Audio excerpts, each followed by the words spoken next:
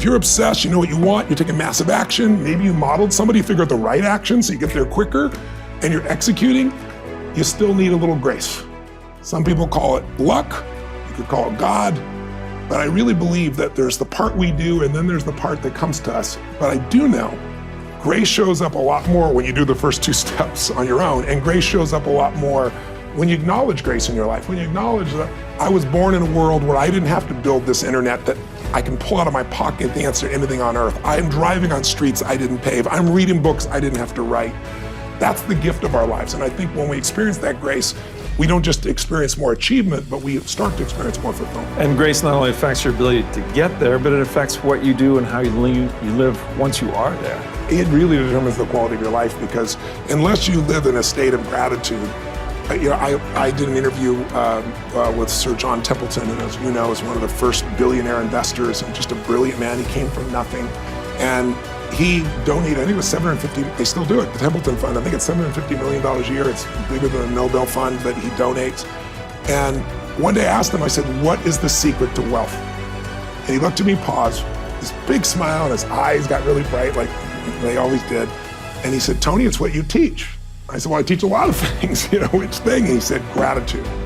He said, because you and I, Tony, know billionaires that are miserable, and it's because they're not grateful for what they have. And we both know people have no money, seemingly, but they're so grateful for their health, for their husband, for their wife, for their children. They're so grateful to God, they're so grateful for their life that they're rich.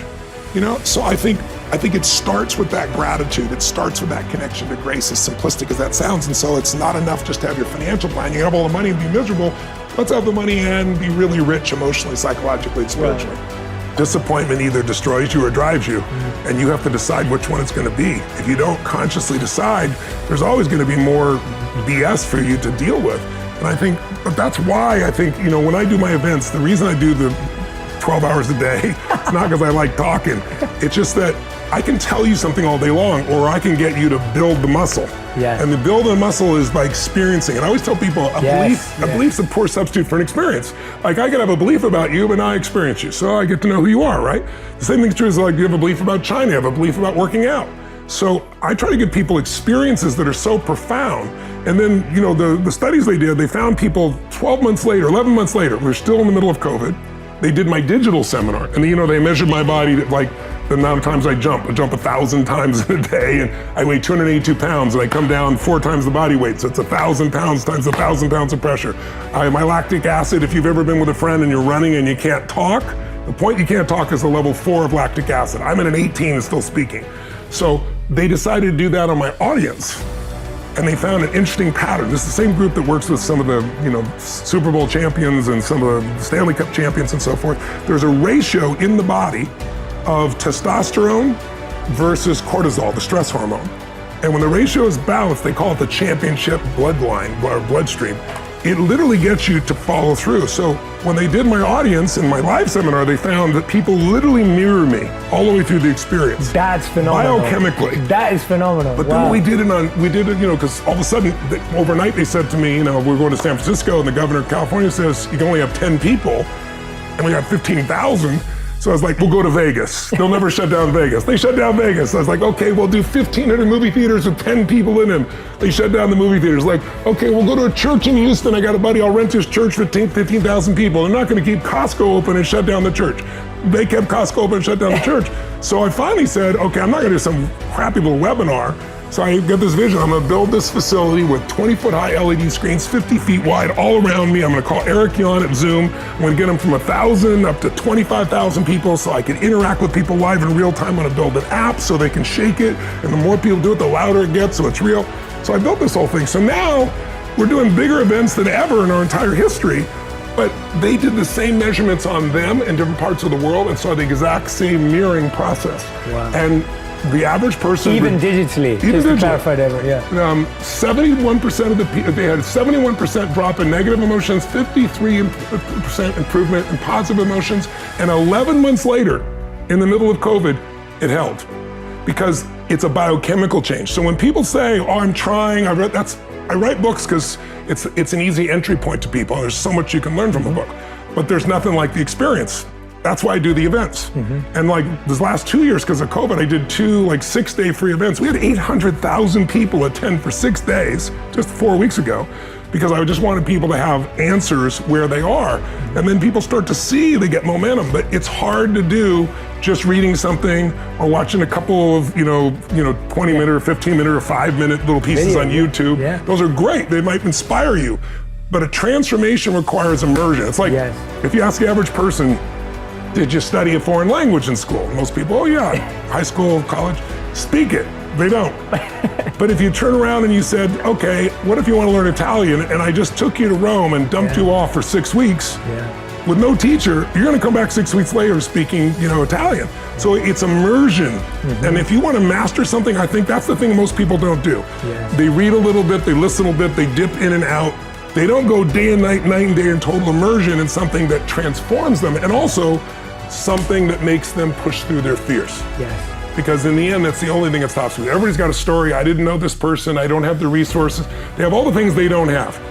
But if you're resourceful, you can get the money, you can get the time, you can get the energy, you can get anything you want. And you've got to get over your fear to be resourceful. So we do experiences that are so physiologically profound that those fears do not stop you anymore. And that's how we get people to get, 10 years later, they're still transformed from an experience that was 1 weekend.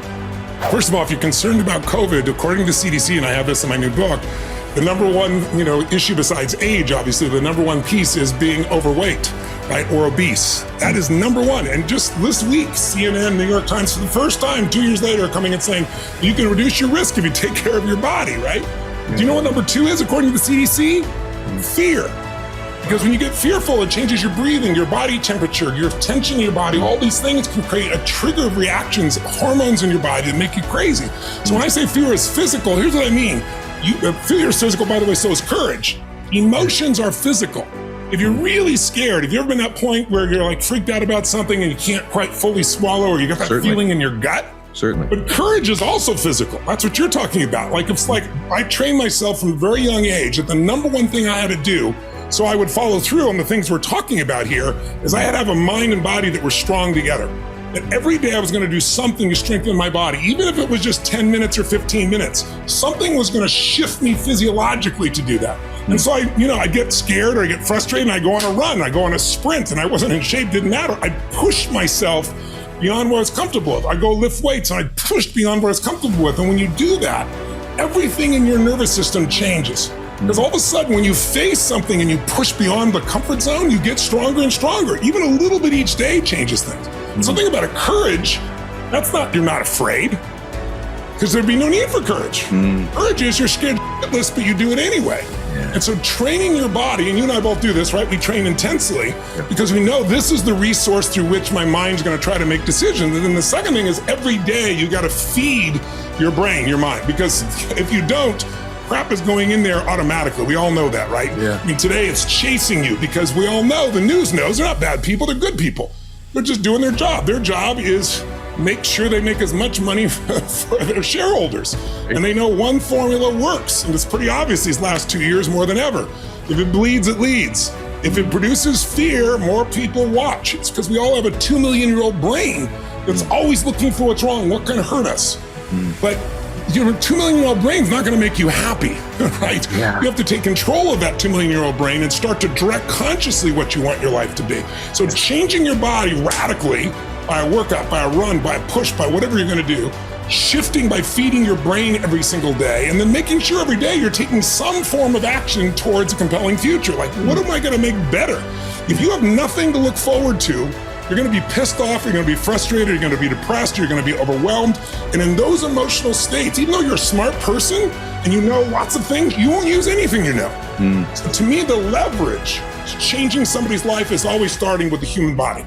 If I started to speak to you and I spoke more at this tempo, and I said, yeah, Ed, I really think people should get their act together and make this their best year ever, right? I feel terrible in my body. Now, I'm not saying everybody needs to talk fast or loud like me. That's my own physiology, but it's kind of trained. But everyone has different gears. And when you're low gears, like you can be in a great relationship, somebody you totally love, and you're both in a great physical state, emotional state, everything's great. you both get a little love from taking the kids to 20 soccer practices and cash flow problems in the business and all that stuff. And all of a sudden, same love doesn't feel like the same love. You still love each other, but it doesn't come across. Maybe you're both stressed out, then it creates problems in the relationship. So the most important factor in your life is the ability to manage your mental, emotional state. It is the one thing you have complete control of once you learn how. Then it becomes just the daily discipline. And it's not even discipline, it just becomes habit. To say, I'm not going to live in this lousy pace. I'm not going to put up with it. I know what to do. Let me do it. Let me move forward. But that's why, I do programs and events where I immerse people. Yeah. Because, you and I can talk about this 2 minutes, kind of nod your head, but if I put you in an experience, correct. I always tell people a belief is a poor substitute for an experience. You can have a belief about China. I take you to China, you're going to have an experience. It's very different. And so I think human beings need to put themselves more in experiences. A lot of us today, especially with COVID, being stuck at home and doing business from home, a lot of people are stuck in their head. Yeah. I tell people, get in your head, you're dead. You'll just go in circles. Get in your head. You got to get that body and that energy moving, and then your head will start to work as well.